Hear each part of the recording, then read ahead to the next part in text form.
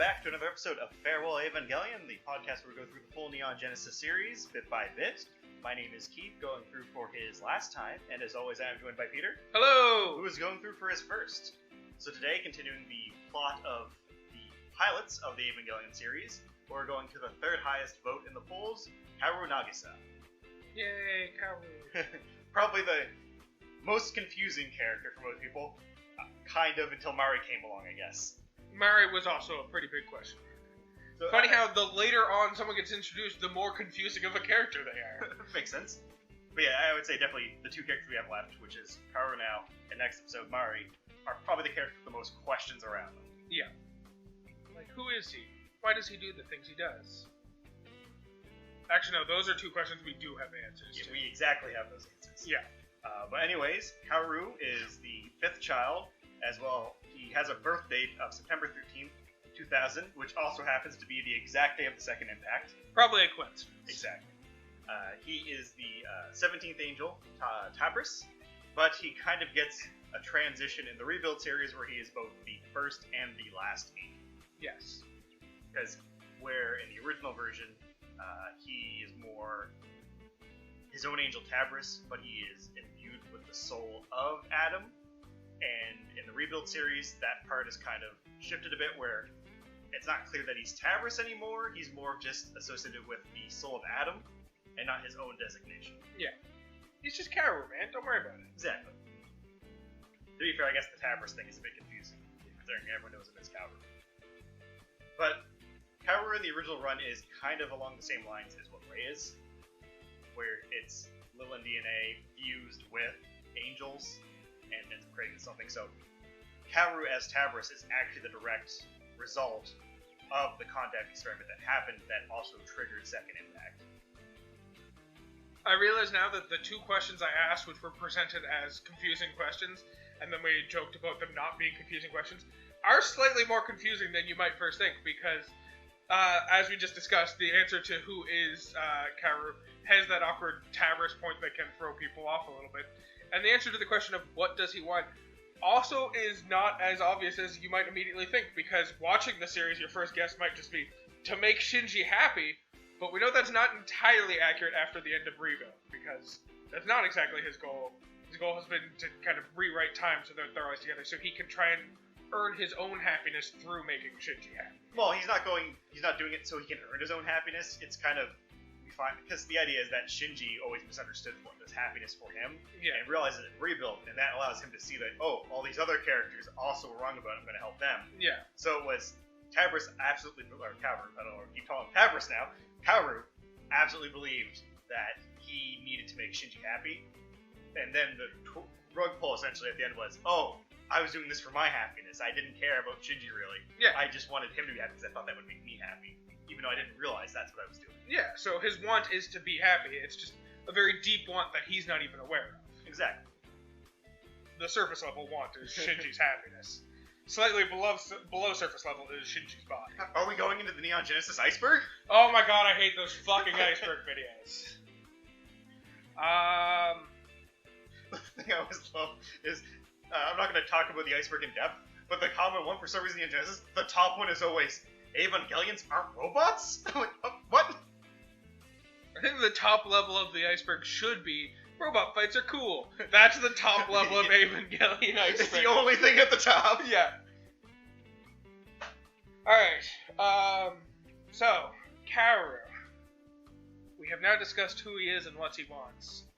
What else should we talk about for Kaworu? So, I guess the big thing to point out is Kaworu probably has the biggest origin change from start to finish for what we've gone through so far, which is the original 95 run to Rebuild. Because we find out in the original 95 run, he was produced on the day of Impact. Yeah. So when Seele went back to the site afterwards, they collected him and started doing experiments on him. Whether Gendo was aware of this or not, kind of left in the open. It doesn't look like he did, though, because he was kind of caught off guard by Kaworu as well. He didn't expect him to be an angel, but he knew for sure he was a Seele spy. Oh, yeah. Which, if he was aware that he was a Seele spy, but was somehow unaware of his angel existence, I was about to say behavior, but behavior's not the right word. If he's unaware of the nature of him being an angel, it seems unlikely he is aware of his origins vis-a-vis the second impact and being created. Exactly, because Kaworu doing the whole angel thing kind of sped up the timeline, which was negative for Gendo. Yes. Because Gendo had to kind of fly by the seat of his pants to reinstigate his instrumentality at the end because Seele immediately struck after they got rid of the last. Yeah. So he was kind of in a Seele facility. Going through much, it seems the same thing as Rei was. And most versions of the timeline do have this kind of relationship play out, where he's created specifically on that day. But as we know, the soul kind of still exists, so it's pretty much the body's created and the soul is transferred into it through the contact experiment. Yeah. And he is used for Seele's specific dummy plug system, where Rei is used specifically for their dummy plug system. Yeah. So when we see the big fight at the end against Asuka, inside all those dummy plugs are Kaworu shells. Beating up Asuka. Yeah, exactly. Like in the dummy plug system for Nerve, all those dummy plugs have a Rei shell inside.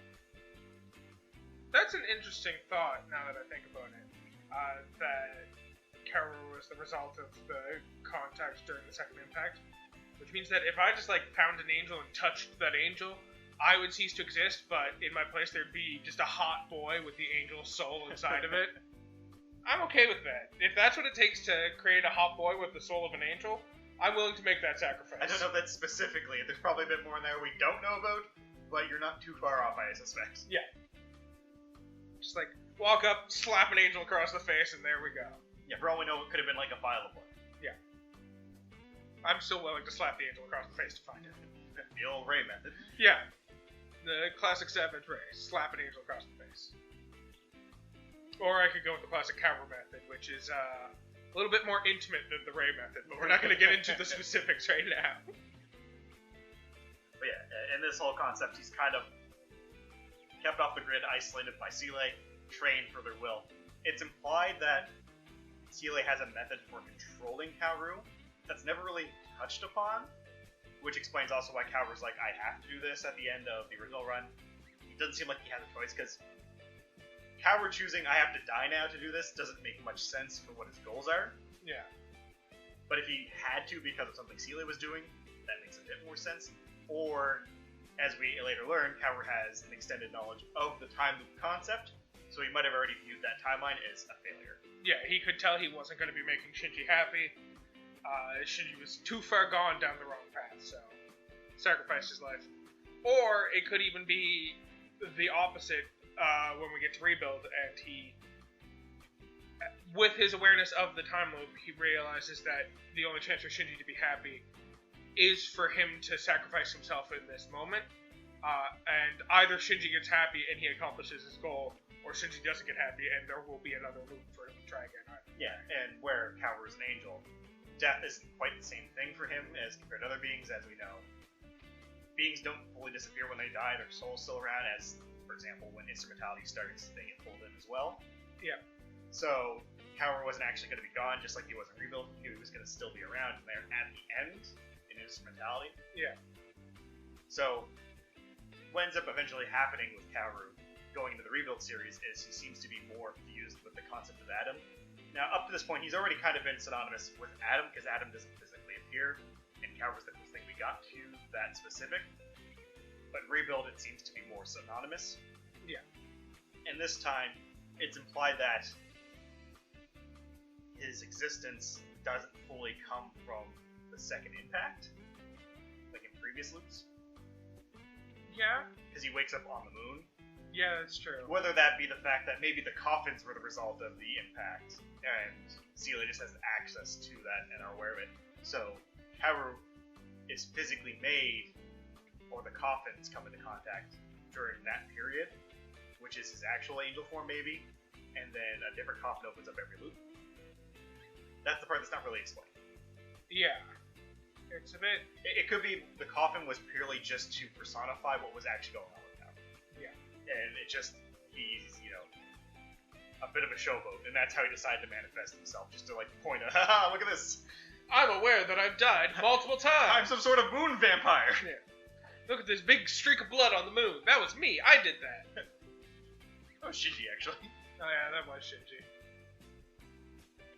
But I guess the big thing to remember about Kaworu is probably the biggest importance in Neon Genesis, relevance-wise, because he's aware of all the loops, and he has some level of power to manipulate events leading up to Second Impact. Yeah, with the Book of Fate, where he wrote him and Shinji's name next to each other. Yeah, which is just a fun roundabout way. The Book of Fate is not a thing Yeah. anyway. It's a made-up concept. It's just the way of suggesting that he is responsible for the fact that things always work out in such a way that he and Shinji end up close together. Yeah, and it seems that whatever his manipulation is, I don't think it has direct control on what the first ancestral race does. I think it's more after they are sent off to Earth, that's where his influence comes into play. Yeah. And it could very well be, and this is kind of my own headcanon, which I think kind of fits. We're going to discuss the Dead Sea Scrolls, and that it could have been Lilith, which is Rei, or Kaworu, which is Adam that writes it. Yeah. I do believe it's most likely Kaworu. Yeah. And I believe that the Dead Sea Scroll is specific to Adam coming to Earth. And I think Kaworu writes the Dead Sea Scrolls well in transit to Earth. And then that leaves kind of his template plan for this. Yeah. So I think it's Kaworu's going to be making shit up for maybe this plan will work. Seelay's getting it. And it's like, this is the plan. Yeah. This is what's going to happen. So in some weird way, Seelay's working for Kaworu. Seelay's working for Kaworu while Kaworu is working for Seelay. Yeah. It's like Tenet. Yeah. But yeah, Kaworu seems to be the big manipulator of events to a degree, but also kind of approaches with a more hands-off, because I don't think he wants to just, you're happy now, Shinji. You want Shinji to be able to find happiness. Yeah, he wants Shinji to self-actualize, as they say. And this is ultimately why Kaworu ends up becoming personified as the first and last angel, because he is ultimately the first angel of every loop, but also the last angel of every loop. Yeah. Also, where he has Adam's soul, and I'm aware that when the soul is in a different body, it's not quite the same being. But it kind of means that while Kaworu is doing all of this, Adam is also kind of doing all of this. Yeah. So, Adam, the first angel, the thing, is really into Shinji. Yeah. And also, Kaworu seems to have some ability to have manipulation over Lilith as well, because it has to be the reason that she always ends up on her. It's enough to have happened through random chance once, and then that one time have Kaworu be like, oh, I liked how this happened. I'm going to make sure this happens every single time from now on. Exactly. There has to be some level of manipulation he's doing up to the events of Second Impact for all of these things to happen. Yeah. Close enough that we have the same players, I guess.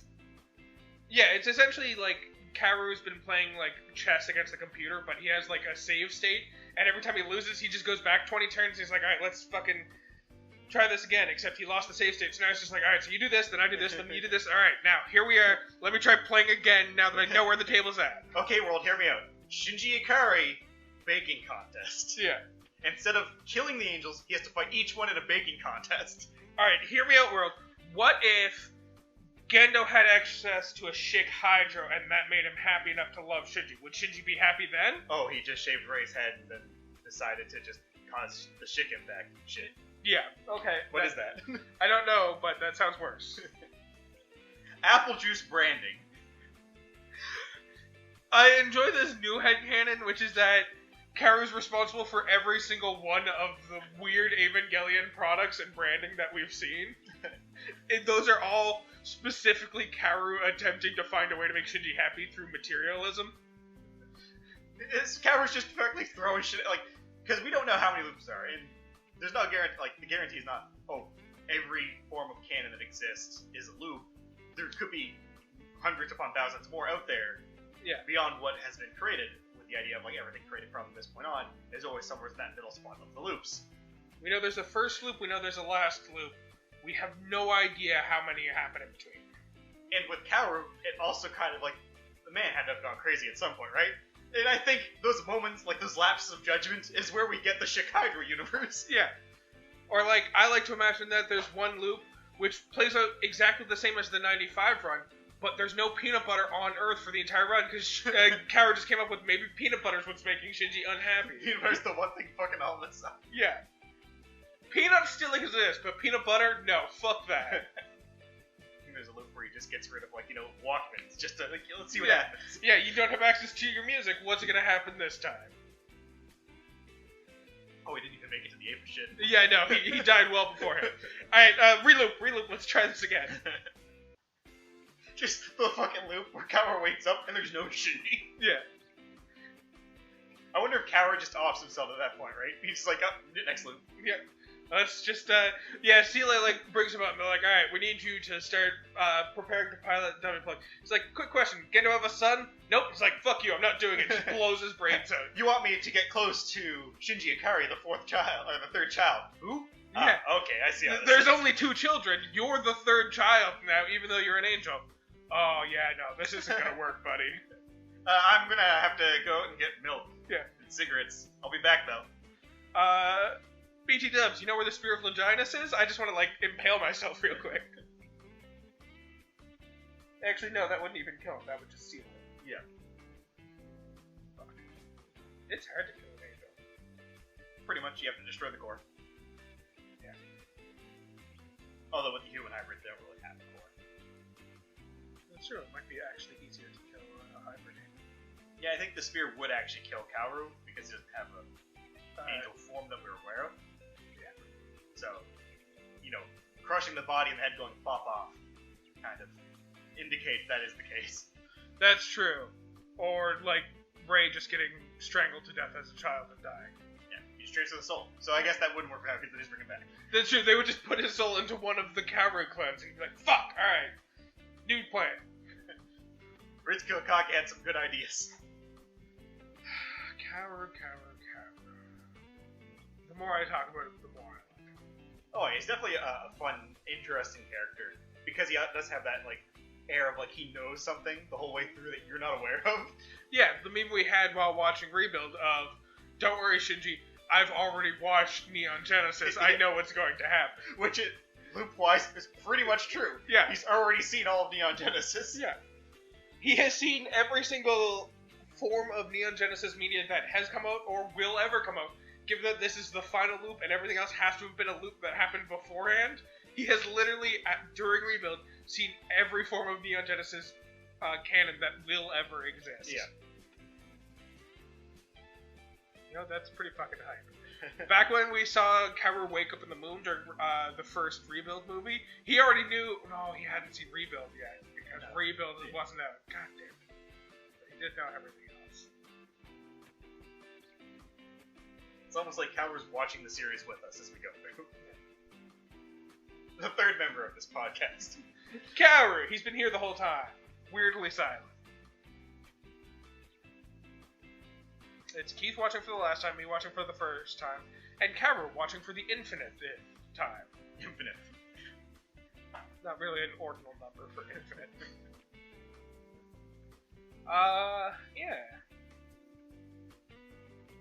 Does he have a default Ava that he pilots, or does he just kind of pilot whichever one's closest to him? He doesn't have a set one, really. I think as of Rebuild, his designated one is just 06. Sure. But in the different media, he's piloted MC2, he's piloted 4, when Kensuke's not, essentially. In fact, in the PlayStation 2 game, it has branching narrative paths. So, for example, in one of the paths, the Jet Alone thing, if you end up stopping that from exploding, then Jet Alone Kai, the upgraded version, will show up during the Sealy attack at the end of the game and help you fight off the MPs. Jesus, that's actually pretty fun. So it's you, Unit 1, and Unit 2, and if you do the events right, Kaworu will go into the Durac Sea and then find Unit 4, which was destroyed, and then come back with that. Jesus, that's a whole experience that I'm just never gonna try and wrap my head around. Yeah, so it really depends on what it's in, but Kaworu has probably the most piloted Avis. Yeah, that's fair. Throughout multiple timelines, but yeah.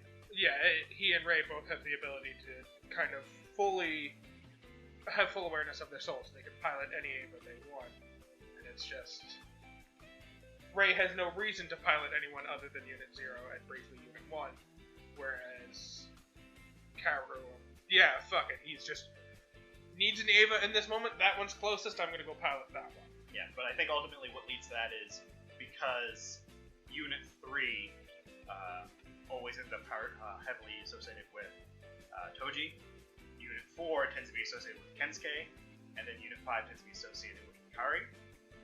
What ultimately ends up happening is Eva 6, because that's the only one that's kind of left open that he's piloted, 6 just becomes his default because no one else is piloted. Yes. In the 2 series we've gone through so far, Rebuild and the Neon Genesis one, Unit 4 is always the one that explodes in the US. Yeah. Well, it disappears from the US. Yeah, sorry, it disappears. And then they end up bringing Unit 3 over because they don't want the same thing to happen to it. Exactly. I feel kind of bad about that now that I realize that Unit 4 is Kensuke's one. All he wants is to pilot an Eva, and yet his designated Eva, like not in-world his designated Eva, because I'm pretty sure when they're building it, they're not thinking, yeah, that kid Kensuke who goes to high school in Tokyo 3, he's really going to love this when we're done with it. But still, in-universe, his designated Eva just always gets destroyed before he is, or not necessarily destroyed, but disappears. Or is that part of Kaworu's plan because the worst fucking timeline is always when Kensuke gets an Eva? Oh, that's a fascinating point. I can't wait to watch one of these timelines where Kensuke does pilot an Eva and just see how annoyed Kaworu is at all times. He's like, no, never again. I'm not letting this happen. You had your one shot, you fucked it up, Kensuke. Yeah.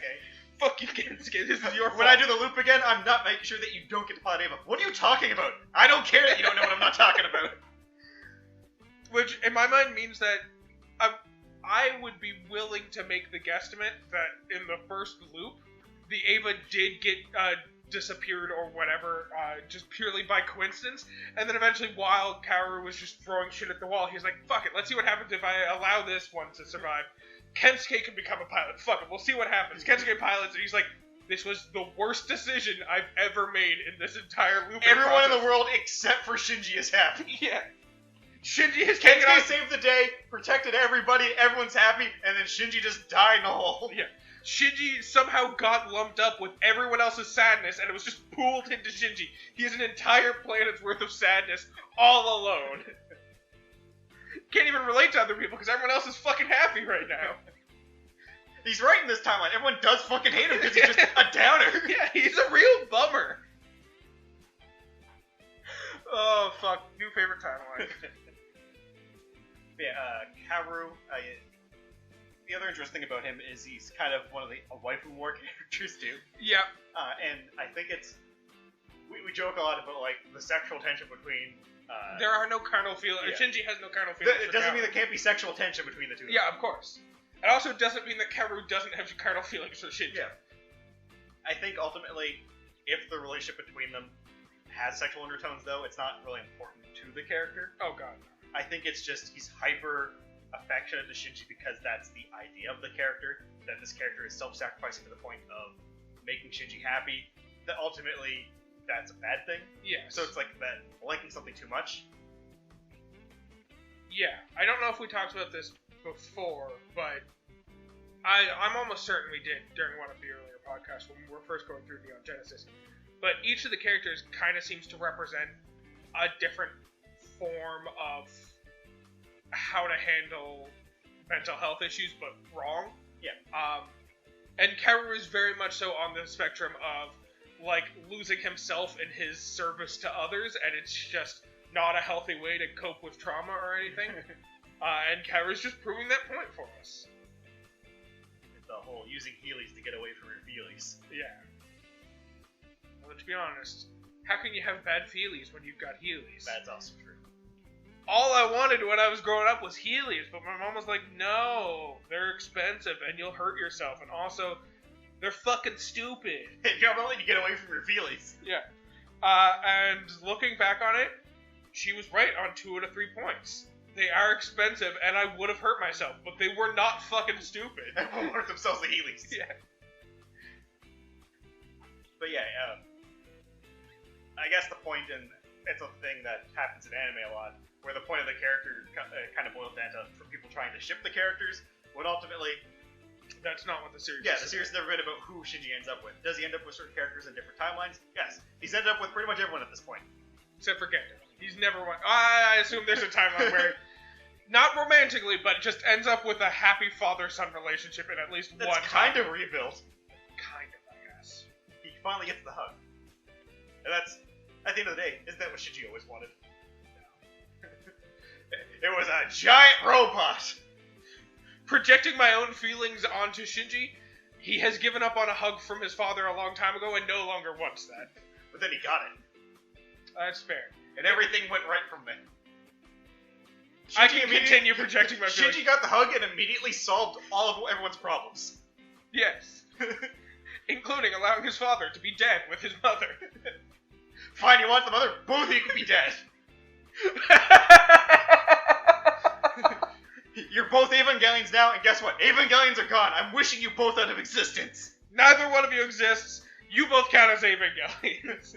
I'm creating two worlds. One for people who are happy in this life, and one for people who aren't happy. A new world where they can be happy. You don't get to exist in either. I lost your invitations for both. I'm creating a third world. It's called the Afterlife. That's where you two go. Except I'm just deleting you from existence. Yeah. There is no afterlife. I'm also deleting the afterlife. I am God, and I'm declaring there is no afterlife. Well, let's get rid of this giant fucking ray, because it creeps the shit out of me. Which is kind of true if he said that, because during Instrumentality, he essentially is a god with the power that he has, so...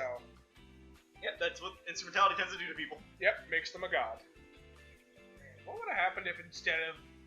I'm just curious now, if instead of Shinji getting Instrumentality, if Kaworu had have gotten the Instrumentality himself, and how much Kaworu would have just started fucking with the world in that moment to try and make Shinji happy. He's like, I don't know what you like, puppies? Alright, the world's just puppies now. It's all puppies. Oh shit, now there's no Shinji. It's Shinji and a billion puppies. Does this make you happy, Shinji? No? Okay, it's Shinji and Misato. Are you happy now, Shinji? Now the world's a mess. Yeah, the world's worst. She's just constantly demanding beer, but doesn't know how to make it. Yeah, I think it's definitely for the best that Kaworu didn't have that power, because Kaworu definitely would have fucked up the world by just, like...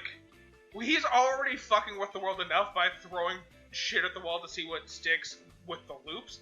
If he actually had the godlike power of instrumentality in that moment, he would have been able to throw so much worse shit at the wall to see if something works. Yep.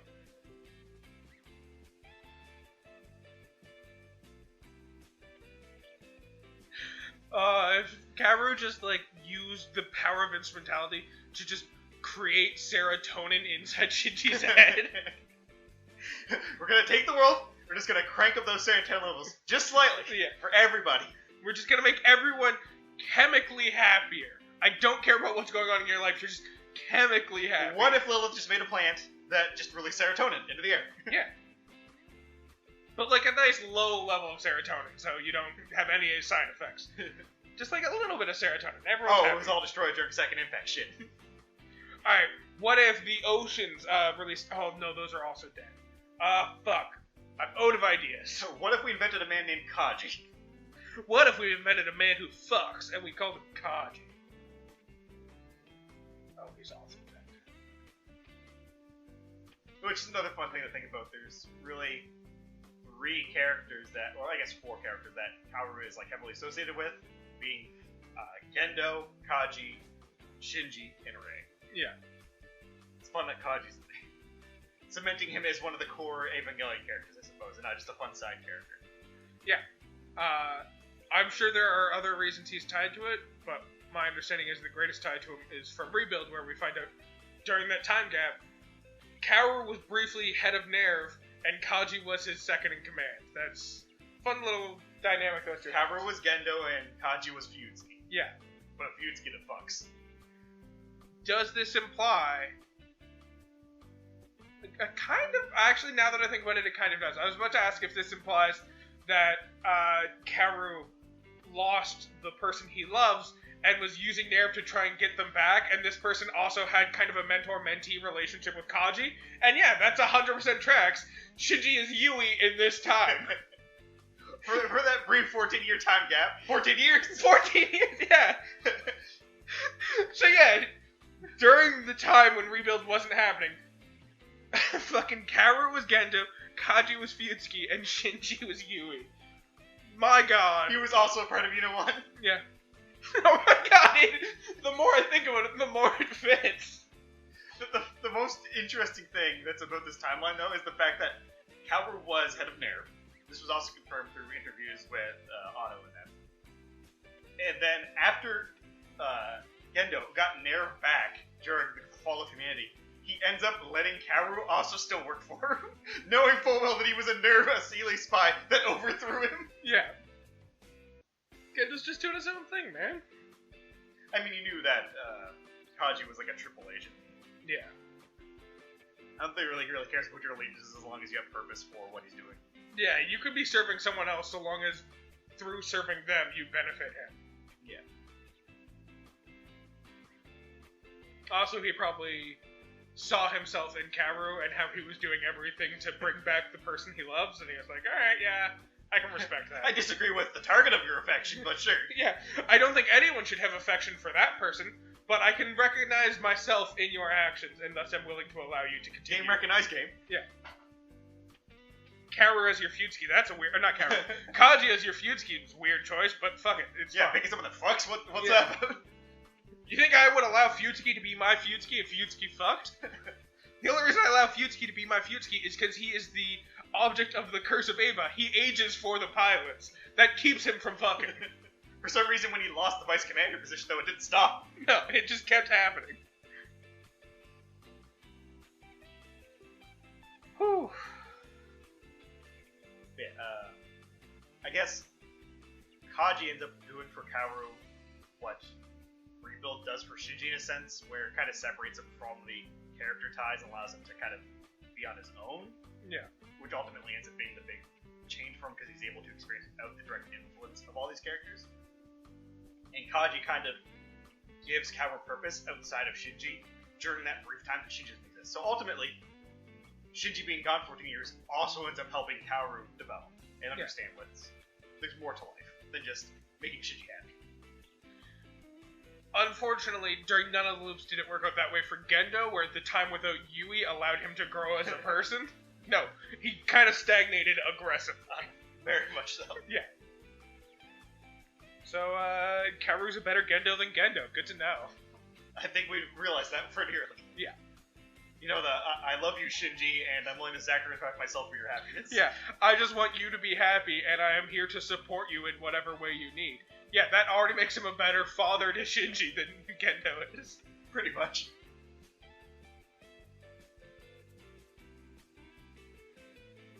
And then the Rei connection is supposed to be more like mirroring like different possibilities. Yeah. They're more of a reflection on each other, where Kaworu seems to be teeming with personality, where Rei is lacking it. Yeah. Kaworu is very confident in who he is, and then Rei's still trying to figure it out. Kaworu seems to lean much more towards the human side, while end up having more of an angel role, whereas Rei seems to lean much more towards the angel personality, but takes on more of a human role. Which, man, Seele is like, whatever plan they got for like their clone facilities is much better for Kaworu. Yeah. Man appreciates music, art. Another sign of how Gendo is just fucking things up constantly. That, or he just recognized, like, had full awareness of how to clone Rei in that manner, but was like, I don't need her to appreciate music. It will not help further my goals. I mean, when we learn what who Gendo is essentially in the flashback in the Rebuild series, it makes kind of sense that he's like, I like being alone in this weird facility and then reading books. Rei, you do the same thing. Yeah. Always comes back to Gendo. He's a great caretaker. In that he takes care away from other people so that they no longer have anyone caring. The caretaker, Yeah. Gendo Akari. The caretaker.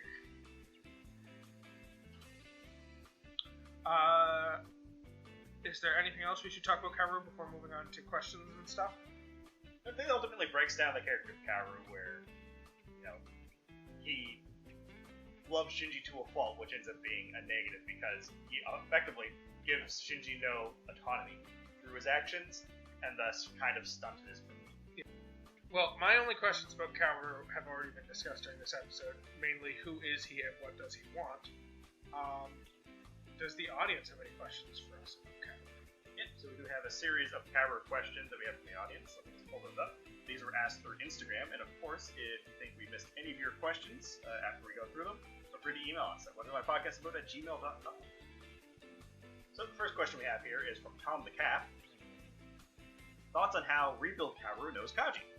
So this one we kind of went over. They don't do a good job of explaining it in the movie itself. It's more of interviews with Anno after the fact, and interviews that were done during the actual premiere of the movie.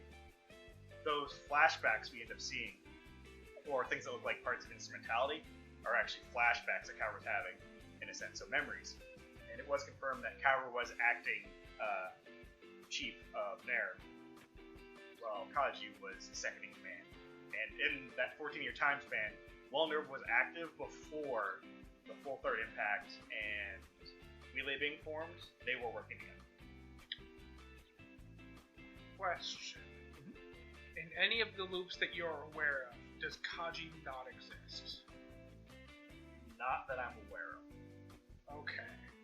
That means that Kaworu is aware of Kaji and has decided he is important for Shinji's happiness, so all the more reason for him to know Kaji at that time. I mean, he could assume through the original Run 95 that if Kaji didn't die there, Shinji probably would have turned out a lot better. Yeah. So, this one is from EXVDUS. How exactly did Seeley know he was an angel, or how did that happen? So, Seeley was fully aware of what was going to happen with Second Impact due to the Dead Sea Scrolls. So they knew that Second Impact was the trigger that created all the other angels to be born. It can be assumed that they had a general idea of what would happen from mixing human and angel DNA there. Whether they knew it was going to create Kaworu specifically was never addressed, but when they went in for the cleanup, they did discover two things specifically, which was the Atom Embryo and Kaworu. Yeah. In the original run, then it's the Key of Nebuchadnezzar. Yeah. So, did they know that Angel was going to be created? Yes. Did they know it was going to be specifically Kaworu? Possibly. But ultimately, they did recognize it was an angel through the experiment, which is also the basis for how Rei was made. And then they end up using that as their method for creating dummy plugs and performing their plans. Because they now have the final angel, so they have that kind of trump card and everything. I like the idea that where we kind of agreed during this podcast that Kaworu is kind of is the most likely author for the Dead Sea Scrolls, that in at least one of the loops, the Dead Sea Scrolls say Second Impact will happen, and Angel will be created in human form. And then right next to that, he just writes like a footnote of, "That's me, by the way, I'll be created here." I'm a cool guy. Yeah. Take care of me, we'll be friends. This next question is from Angelo_SRZ. Is it ever shown where he learned to play piano? It's stupid, but for some reason, when I think of it, I pictured Groundhog Day. Yeah, he has an infinite number of loops to learn it on. Also, we saw his method of like teaching piano, so we can assume that's similar to how he learned piano, which is no one taught him, he didn't take lessons or anything, he just fucking hit the keys until sound started coming out that he liked. Exactly. That's the most likely scenario. He was just fucking hitting things until it worked. Yeah. This one is from Paint_SABL. Is his and Shinji's relationship actually healthy? So this was actually a fun thing we actually talked on, where no, it's good intentions that Kaworu has, but having too much of that essentially can be negative, where it's kind of like over-mothering something, right? Yeah, it's the same idea as like the parents who like push their kids into a whole bunch of extracurriculars because they want them to get into college so they can get a good job. And like, yes, all of that is a positive thing to want and to strive towards, but it can lead to negative consequences for putting too much pressure on Shinji to be happy. Yeah, and that's the thing ultimately. A lot of the relationships that Shinji has, everything up until Rebuild, and even some of the relationships in Rebuild, are not healthy relationships. Yeah. Him and Asuka is not a healthy relationship. They both are destructive to each other due to the nature of the problems that each of them have. Him and Misato, very clearly an unhealthy relationship. Extremely illegal. Yeah. Him and Rei, he's putting much of that onus on him, so it's much like the Asuka relationship, but it's more of it's a one-way thing, right? Yeah. And that's ultimately what it is. All these relationships are highlighting aspects of, problems that can happen from certain aspects. Yeah. Kaworu is just overbearing and too protective of Shinji that Shinji cannot truly grow with Kaworu there. You heard it here first. Kaworu's a toxic boy. This one is from Primus vs. Unicron. What would happen if he, Adam, Ray, and Lilith merged and Kaworu not die? So, I think this one is a bit strange because, as we already know, Kaworu was president in human instrumentality. Yeah. But if he himself had not physically died when the merger happened, the idea is that as long as an angel exists during instrumentality, physically, they're able to interfere and take control. Because angels are able to control instrumentality or impacts. Fair. As the best way to put it. So Lilith was in control of human instrumentality. She just gave the choice to Shinji. Exactly. So she still was fully in the driver's seat, but she's like, Shinji, you're pointing in the direction, you're picking the spot on the GPS, and that's where we're going. That's ultimately what happened. Yeah. If Kaworu was doing it, probably honestly would have turned out the same way. Yeah, I'm driving the car, but you're still picking the fucking destination, Shinji. Now, if both Kaworu and Ray were both alive during this, I think one of them would have had to kill the other. Yeah. Or one of them would have had to have just given up control. Now, alternative question. Kaworu and Ray are alive, but Shinji is dead. They both use instrumentality to bring Shinji back and then go back to the original plan? I was going to say, they both say fuck it to this timeline. That too. This one is from Charlotte_KMNM. How did Kaworu come back to life for the second time in Rebuild? So, it's not really that Kaworu came back to life. It was instrumentality or the impact again. When people die, their souls aren't really gone. And they end up transferring into a different place. And that works for angels and humans. Yeah, and where he died inside of Unit 13? Is that the number? Yeah, he was in 13 when he died in Rebuild. So, it's not that Kaworu is alive again at the end. It's his soul is present for instrumentality. Yeah, and so where unlike in the original version, Ray was kind of his guide in the power to rewrite reality and all that stuff, Kaworu ends up filling that role because he's around, and Ray was kind of busy sitting in Unit 1. Yeah. And she needed a break because she'd been doing it for 14 years. Yeah. And this also explains why in the original run, a bunch of characters that are dead up to this point end up reappearing for human instrumentality, even though they're already dead. Yes. So this one is from Cortate Lay or Kolar on Instagram. Is Kaworu actually gay? No. I mean, it doesn't matter, it's not addressed. Yeah. Here's the reason I think Kaworu isn't gay. Because with Infinite Loops, I can imagine one where Shinji comes out a woman, and Kaworu is still fully in love with Shinji, so... Yeah, that thing, and it's funny you mention that because there are multiple things. Well, Shinji was originally supposed to be a female character. Yeah. And I believe there are times when the main character in Neon Genesis is female, not named Shinji, of course, but it's still kind of the Shinji role. Yeah. And that's all it is. Kaworu just loves Shinji, right? Yeah. It's not a matter of being gay, straight, or anything like that. He just loves Shinji. Yeah. It's that classic line you hear the jokes about of, someone asking, if you woke up tomorrow and I was a worm, would you still love me? And the person getting frustrated. Kaworu doesn't get frustrated. Kaworu just goes, yes, I would, Shinji. Yeah, he's a Shinji sexual. Yeah. He has romantic feelings for Shinji, or I shouldn't imply romantic, but it's clear he does have romantic feelings. But no, he cares for Shinji and Shinji alone, and it doesn't matter what Shinji is what he has feelings. Exactly. This one is from AN1832022EEE. What's his purpose in the series?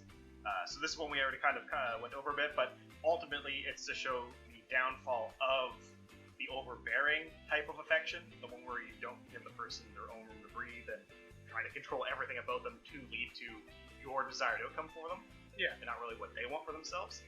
But on a more technical note, his purpose ends up to be showing Shinji happiness from something, because it's something he's never truly experienced. Someone just unconditionally showing affection to him without wanting anything back, which is the purpose in the original run. And it ends up being that catalyst that ends up leading to the instrumentality at the end of Evangelion. But as we end up finding out in the greater Neon Genesis world itself, he's fully aware of the loops and has some level of control over the setup of these loops. Yeah. And that's kind of his purpose of the series. It's, if you want to think about it in a more linear way, Kaworu is the character we're going through all these worlds with, and we're observing Shinji with it. So yeah, it's to bring it back to the iceberg. The top level, Kaworu is the person who shows Shinji affection before Shinji is responsible for instrumentality. The next level down is Kaworu is responsible for all the loops, so he is thus doing that. And I think the deepest level of Kaworu is Kaworu exists to represent that kind of toxic relationship we've talked about now, which is believing or putting your own expectations so heavily on someone else to try and engineer their life in a way that you think will make them happy, but not allowing them to have their own autonomy. Yeah. And the last question we have from Instagram is from TIICHTELIAS. Explain the Book of Life and how he could have written, or the Book of Fate is another way it's written. And ultimately, it's not a physical thing or a binding thing, it's more of a concept. And ultimately, Kaworu created this, and it's pretty much his way of being, I have engineered the universe so that me and Shinji will always meet, is the idea. Yeah, I consider the Book of Fate to be more metaphorical than a literal book that controls the universe. Exactly. It's pretty much what leads to the Dead Sea Scrolls, setting up things, to him making sure Lilith lands on the planet. All this is to make sure that Shinji appears, he is created, and they both. That being said, I do also assume there is a physical book. I just don't think the book has any control over anything. It's just Kaworu keeping a diary of his plans, and that's... So I just got Shinji written in it over and over again? Yeah. It's got Shinji's name, a heart drawn around Shinji's name, and then Fate written on it, and someone's like, oh, this is the Book of Fate. Oh, and that's why... And then some of the pages just say Kaworu Ikari? Well, it says, it's the classic, like, drawing of, like, Kaworu's name, Shinji's name, and then a heart around the two names together. And everyone's like, he wrote their names together, and he wrote Fate on it. This is the Book of Fate where he wrote their names together. But it was all done like, like pre-human, like cave drawings and stuff. Yeah. Well, do you have any other questions before we go into some interesting facts things? Let's talk about what makes him interesting. Well, first things first. Who was the human DNA used for Kaworu? Is one of the big debates of the franchise. Misato's dad would be my guess. We never have a definitive answer. Oh, actually, no, I don't think it would be Misato's dad. Because, I mean, yes, in theory it's possible if it was like the blood injection or something, but we do see him like running away with Misato after Second Impact has already started, which if he was consumed to create Kaworu in much the same way Yui was. So, clarification, the person doesn't need to be consumed. Yes. I'm aware, which is why I said it could theoretically be him, but I don't think it is him either. So there are 4 prominent characters at Second Impact that could have led to it. Now, of course, Keel and Gendo are not there for Second Impact, but if it was something where DNA was given to use afterwards, such as, skin samples, hair, blood, whatever, it's possible. So the 4 main characters associated with Second Impact, Gendo Ikari, Keel Lorenz, who were both at the Antarctic base, Misato's father, and Misato. So it is possible that their DNA was used in the creation of them. There is a 5th character that's also considered in the possibility of this, and that is Kaji himself. The reason for the Kaji theory and the Gendo theory is their association and similarities. The one I would say, if there's one that makes the most sense, I would probably fall into the Gendo one, of Gendo being the donor that led to the creation of Kaworu, because Shinji even points out they have a lot of similarities, and it feels like a narratively fitting thing that the DNA used by Gendo to create this hybrid has undying affection for Shinji. And the fact that they both have very similar traits that Shinji himself points out, that they both have like their love for music, playing piano. I get where you're coming from, but you lost me at the point where you said something with Gendo's DNA having undying love for Shinji, because the 2 things we know canonically have Gendo's DNA do not have undying love for Shinji. Shinji doesn't and Gendo doesn't, and those are the only 2 things we know with Gendo's DNA. Good way to put it. the Kaji one is interesting, but Kaji would have been about the same age as Misato when this happened. So why would they pick his DNA? Yeah. Is the other thing. Uh, But I think this theory comes more from the idea of Kaji taking a more parental figure to Kaworu. yeah. So it kind of seems like a fitting thing to do there. Same with if it ends up being Misato. I think Misato and Kaji are more on these ideas of the parental figure. Keel could very well be the person, but we don't know about Keel before it overlap. But Keel seems like the type of person that he wants to be a god. So giving his DNA to make a god from his DNA seems within the realm that he would do.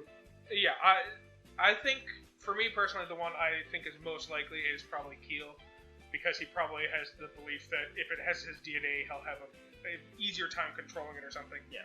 Plus, that explains why Rei was treated like a person who doesn't need love or affection or anything, whereas Kaworu does seem to have received some kindness, Yeah. which might have been just Keel recognizing his own DNA. Well, at the same time, Sela has reverence for the angels because they view themselves as servants to God and all that stuff is the idea, and they become gods is their plan. But at the same time, I think the reason why Keel makes idea for the candidate of being the DNA donor also works against Gendo not being it, because Gendo's plan is ultimately a fuck you to the angels, so Yeah. why would he fuse his DNA with an angel? Yeah. And then, of course, Misato's father being the donor as well is another interesting concept, more so that he was in charge of the program, so it could make sense. And it also adds an interesting dynamic to the relationship of Kaworu and Misato. Yeah. But unfortunately, there's never any development on who Kaworu's parentage is that's important to the story. Yeah. Which I think that's why, out of any of them, I think Gendo or Keel are the two highest priorities. Yeah, I would agree.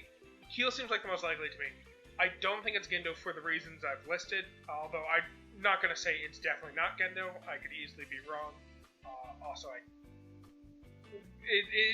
If it is Gendo, it doesn't change the story dramatically for me. I don't think it would be Kaji or Misato, just because at this point, unless there's a part of the story I'm unaware of, Kaji's just a random kid in the world at this time, so why would they track him down to use his that's blood? the whole thing. Like, that's why I'm like, okay, I understand why you're picking Kaji, because that's the relationship that kind of developed with Kaworu and Kaji. But at the same time, why Kaji? Like Misato is a lot more likely. Yeah. I also don't think it's Misato, just where her father is in charge of the whole expedition, and I find it hard to believe he'd be like, alright, Misato, I'm gonna take your blood now to stick it in an angel and see what happens. Yeah, which, I mean, like, why was Misato there is a question that ends up leading to it being the thing. But at the same time, why not use his own DNA? Yeah. And secondly, I think if it was Misato, it would have to be an accident, but we know that it was planned. So unless Kyo was like, hey, I'm gonna be gone in like 24 hours, little girl, can you go touch that angel for me? Yeah. But after I'm gone. Yeah, wait for me to wait exactly 24 hours after this conversation, and then just go slap that angel. I have a bet with Gendo Akari. We're gonna see what happens. Yeah. So that's kind of the concept of the parentage of Kaworu. We've never had a definitive answer, but those are the popular suspects, essentially. Well, given how we've discussed in the past how technically even fan fiction that is created is true and that it could potentially be one of the infinite loops, we can solve this right now. Write our own Evangelion fan fiction and just declare someone Kaworu's parent in at least one of those loops, and then why not that person be his parent in every single one of the loops? Which, I'm going to introduce the idea right now. Time travel, Shinji is Kaworu's dad. See, the one problem Wait, actually, is that parentage is something that tends to be very static in the Unfinished. was Shinji born before Second Impact? Yes. We don't even need time travel. Shinji can just... Wait, no, Shinji was born after Second Impact. Okay. Because Gendo and Yui were married after Second Impact, because it was the reveal that they were married was to feuds on the boat to recover stuff from the site. Okay. I was gonna say, if Shinji was born before Second Impact, we don't even need time travel. It could just have been... Because while I don't see Misato's father taking her blood to test it in the Angel, I can fully imagine Gendo taking Shinji's blood and sticking it inside of an angel to see what happens. Just throw this into the angel, son. That's a baby. I don't care. I'm gonna yeet away his emotions later. Might as well yeet away his body now. But yeah, that's the parentage aspect that was worth mentioning there in some of the facts. Some early designs of Kaworu, and this is a fun one. He was depicted as a small schoolboy, so like those Japanese schoolboys with the hat and the backpack. He was one of those with a black cat, and the angel with the black cat controlling the boy. And his angel form was literally him absorbing the boy and turning into a giant angelic cat. I don't like it. I don't like it. In the original version, he was supposed to be there for 2 episodes, but initially got cut down to 1. With this as well, his first introduction actually happened in the manga, so he showed up in the manga before he showed up in the anime series. Makes sense.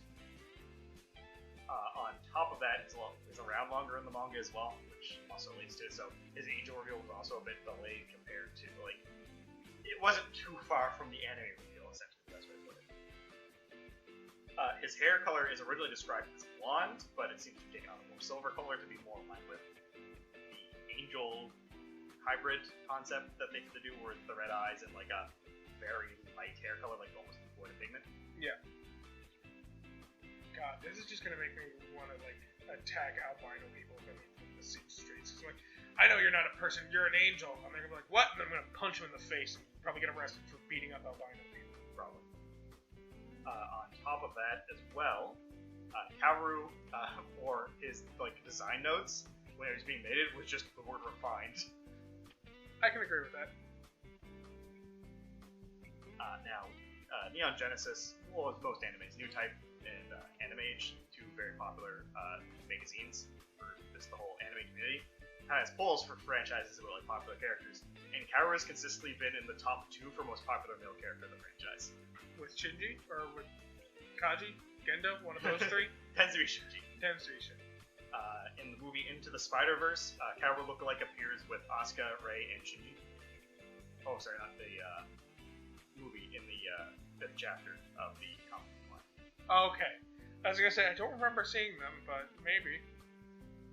And initially, Sadamoto, who worked mainly on the manga, since he was to do the main reveal of Kaworu, essentially, the idea between his and Shinji's relationship that he was kind of aiming towards when he was making the character was that of Shinji being a younger student looking up to, an older student, senpai type thing. Yeah. And Anno revealed with the idea of Kaworu itself when the first inception of Kaworu was created, so this would have been during, I bring up the end of Evangelion before other animes start happening. Kaworu is supposed to represent Shinji's idealized version of himself that he wants to be. Yeah. Shinji's idealized version of himself. Makes sense? And that's kind of the last of the Kaworu facts that I do have to go over. Fair. But now that we've gotten through, the questions and the facts, what are your thoughts on Kaworu as a whole? Now that we've gotten through the series, favorite Evangelion character. Kaworu's the top one for you. Top 3. I'll put him in top 3. Top 3, yeah, that's fair. Kaworu is definitely. Once you get through and kind of realize what's going on, Kaworu ends up immediately becoming one of the most important characters, which is funny considering in the original version he was there for 1 episode. Yeah. Oh, Jesus. I forgot that's how long he was there.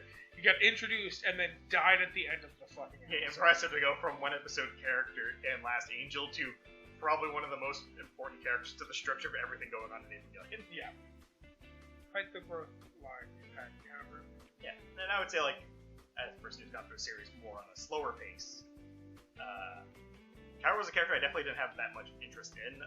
It was interesting that humans can be angels, and that was more of, oh shit, that must mean Rei's an angel. Yeah. Is the concept that was kind of revealed there. But as you get more into the series, you kind of see him doing more. And I would say, Kaworu, just like he went from 1 episode character to integral to the series, and my appreciation of the character went from pretty much the same trajectory of, oh, it's a cool one-off character, adds a lot of depth to the story, but the character itself wasn't really important, so I didn't care that much for it. And then as it goes on, it's Kaworu's pretty cool. Yeah. Kaworu's kind of a G. Yeah. And gets a really good send-off at the end for, getting his own happiness. That's not about, making someone else happy, and you can actually focus on him. gets to live his own life. Yeah. Kind of makes me want to watch a spin-off, which is just a story of Kaworu just like being happy. He's not an angel. Evangelions don't exist in this timeline. Just in that separate world that Shinji created where Evangelions never exist. And it's just the day-to-day life of Kaworu, just like doing his best. Because Shinji also didn't forcibly make Kaworu happy. Shinji just gave Kaworu the tools to make himself happy through his own experiences. Exactly. So yeah, I just want a story of like Kaworu going through the struggles of the world and like doing his best to remain upbeat. I just want a slice of life anime all about Kaworu as a human. It's pretty much Angel Days. Fair. So with that, I guess we will wrap up this Kaworu-centric episode. So if you would like to send us an email, reach out, you can find us at whatismypodcastabout@gmail.com. This episode, like all others, go up every Wednesday on YouTube and our podcasting platform. You can find us wherever podcasts can be found, as well as YouTube. Of course, like, favorite, review, subscribe, comment, follow us along, and word of mouth definitely helps. That's how we get most of our growth. We also have our main active Instagram page. On that page, we put up facts about the series, tidbits of information, a little more bite-sized breakdowns of concepts, as well as we do weekend polls, where we just ask questions. We finally just finished our Angel polls, with the final being Lilith. Ooh. Could have been Ramiel. Ramiel fans demanding a recount. That has definitely been something I've been getting a lot of messages for, but it was close, but Lilith did edge out. And Layliel, well, that's Layliel. It doesn't matter anymore. Congrats to getting to the top 3, I guess. Yeah, congrats to getting to the top 3. You were never going to beat Ramiel, let alone Lilith. Yeah. Yeah, make sure to follow that Instagram page and join the community there. We answer questions pretty quickly. And, as always... What's happening next time, Keith? The next time we finish the final pilot episode as we tackle Mari Makinami Illustrious and finally break down some of the mysteries of that character. And as always, plenty of fan service.